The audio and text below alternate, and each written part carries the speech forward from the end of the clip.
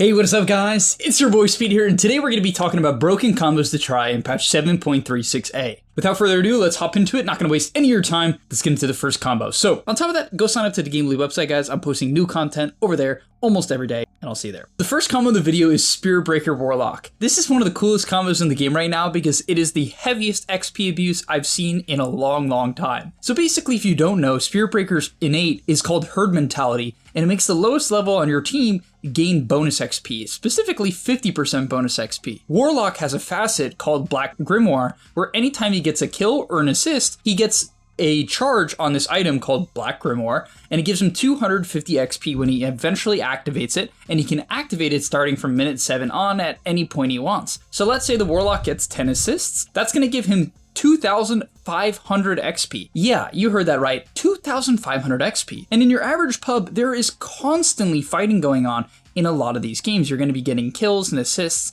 like crazy. It's not like you have to get 10 kills.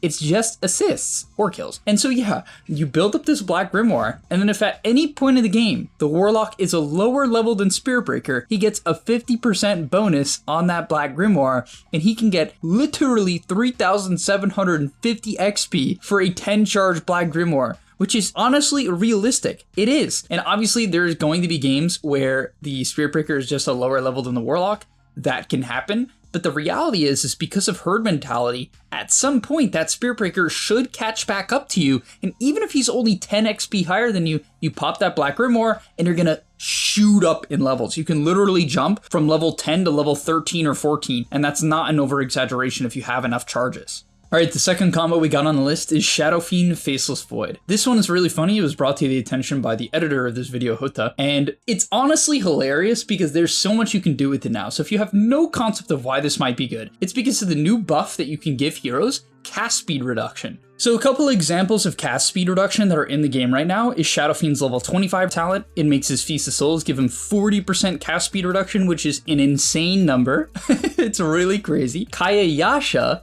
gives 25%, and Faceless Void's new ulti Time Zone gives up to 60% cast speed manipulation.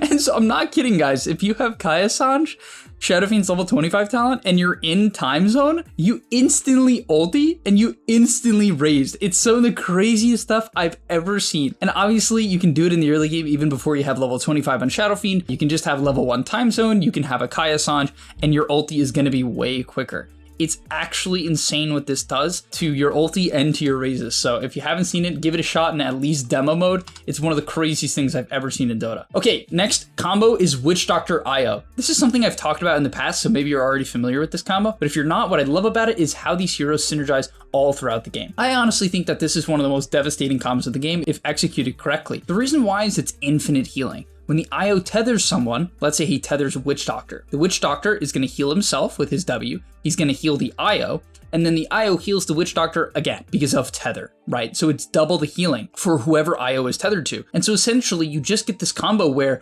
when Witch Doctor has max heal, which is 50 heal per second, and a Holy Locket, which increases it by 30%, which let's say that's another like 17 heal, around there. You just get to this point where you're healing someone for 120 damage per second, approximately more than that, probably like 130. And most team comps just can't break through that. You can't break through that, and you don't need to tether the Witch Doctor. For instance, I think one of the best combos with this is something like a Troll Warlord carry, where that guy's gonna take all the buildings, he's gonna siege, and the Witch Doctor is just gonna simply sit next to this Troll Warlord, the IO is gonna tether to the Troll Warlord, and trust me when I say he can't die. He legitimately cannot die. The ball up strategy here, the damage you can deal is ridiculous. And so yeah, the laning stage is insane as well. If you want to pair these heroes together in the lane, you want to do a Witch Doctor off lane, which some people think like this type of thing, it can't work. I assure you it can work. It can be good, particularly because Witch Doctor, his Q is now good again. If you take Headhunter, this is the facet on Witch Doctor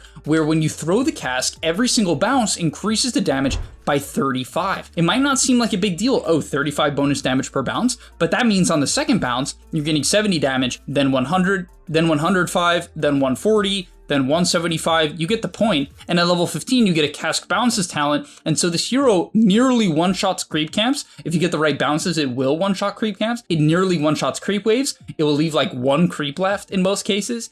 which you can just last it or leave alone. And so yeah, the Cask Headhunter talent allows this hero to scale well as a support or a core, and this obviously can also just be Witch Doctor support and IO support, and it has a lot of synergy. All right, getting to our next combo, we have Zeus Grimstroke.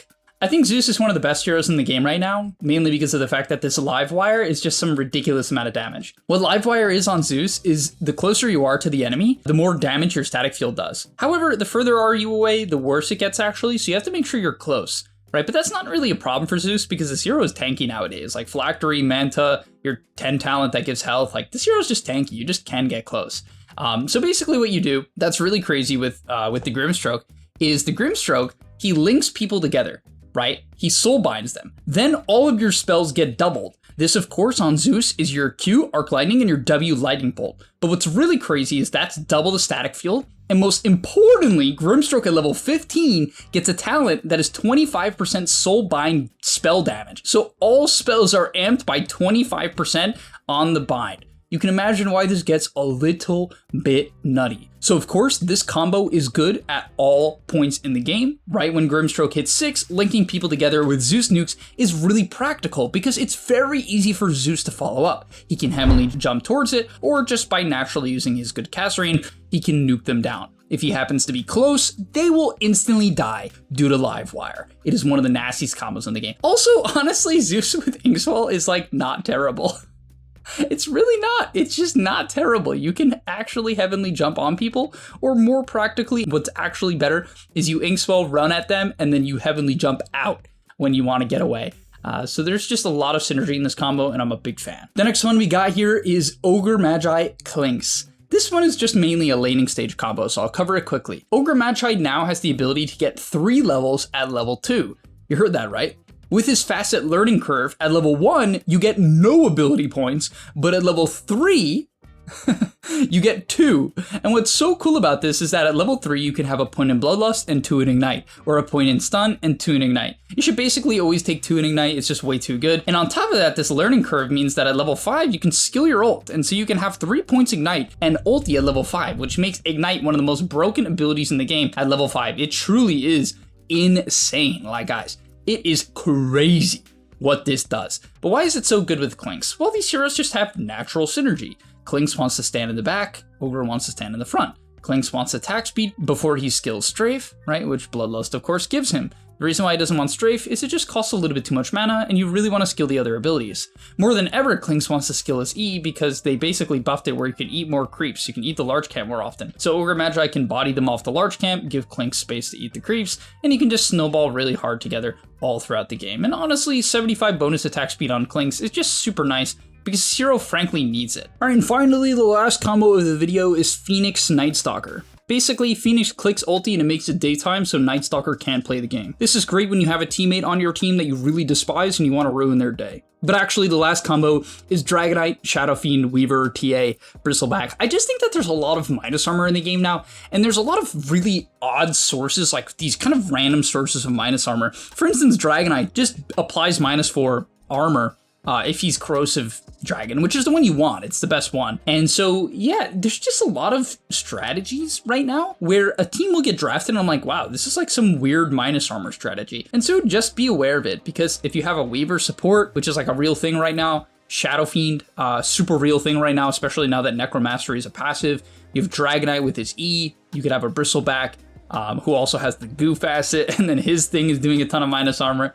Like, there's just a lot of minus armor. I mean, there could be Avenge 5, you know. So I really believe that minus armor is one of the strongest strategies in Dota right now. I definitely think people will continue to experiment with it, especially with how easy it is to do without completely doubling down on some draft that has no early game. Because typically, the problem with minus armor strategies is that a lot of these heroes tend to be bad in the early game. However, if you have a Weaver, you're fine. You know, this hero is good early game. Dragonite, one of the best early game heroes in the game. Shadow Fiend, one of the best early game heroes in the game. You pair some Slaughter and all of a sudden, you know, the enemy team just has no armor. You could have a Dazzle support, right? There are so many angles to just double down on this. And you might think then, oh, the enemy can buy a ton of armor. And that's true, but you can get to the point where this minus armor is so overwhelming where it's very hard to deal with. Like, honestly, there's almost no amount of armor that you can buy. And then the enemy team just ends up buying no Force Staff, no Glimmer, because they just need, you know, a Wraith Band and a Plate Mail and a Pavise, you know? So All right, that's going to be all for today's video. Hopefully you guys enjoyed. If you did, smash the like button. I'm going to be putting out more videos like this constantly over on the website as well. I'm making guides for 7.36a to help you guys get better at the game, and I'll see you there as well. So click the link down below, sign up now, and I'll see you in the next one.